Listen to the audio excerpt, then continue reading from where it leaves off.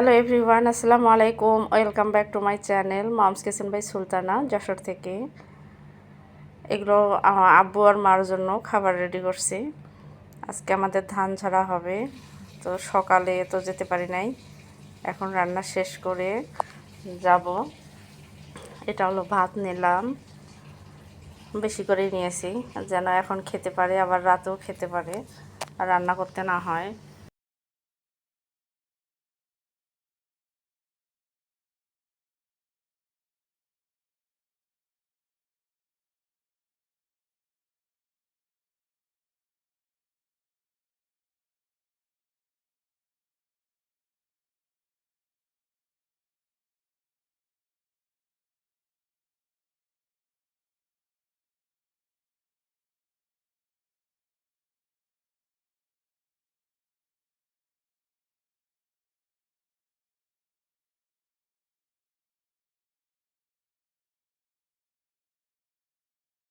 Ready হয়ে চলে যাব খাবার নিয়ে।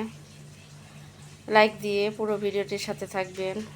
নতুন দর্শকরা আমার চ্যানেলটা সাবস্ক্রাইব করে পাশে থাকা বেল আইকনটা অন করে দিবেন।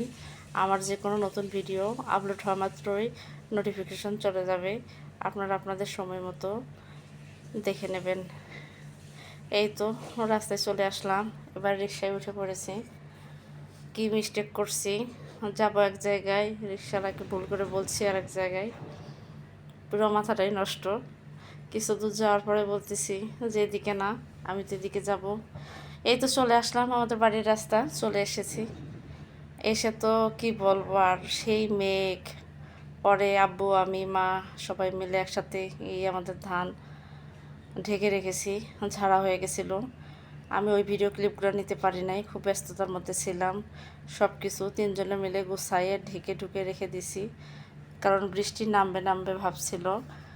তাই বোরকাটা খুলেই কাজে লেগে গেছিলাম, ভিডিওটা নেওয়ার সময় পাই নাই। পরবর্তীতে সব কিছু রেডি হয়ে গেলে আবার আমি নিজে রেডি হয়ে চলে আসলাম। আকাশের অবস্থা খুবই খারাপ। মা আর আব্বু একবার বলে থাকো, একবার বলে যাও, বাসায় বাচ্চাগুলো একা একা আছে, ভয় পাবে। তাই কিছু না চিন্তা করে চলেই আসলাম। গাড়িতে ওঠার পরে বৃষ্টি শুরু হয়ে গেল। আমার ভিডিওটি যদি ভালো লেগে থাকে বন্ধুরা, শেয়ার করে দিয়ে পাশে থাকবেন। সুন্দর একটু ঘটনামূলক কমেন্ট করে জানিয়ে যাবেন আপনাদের কাছে কেমন লেগেছে।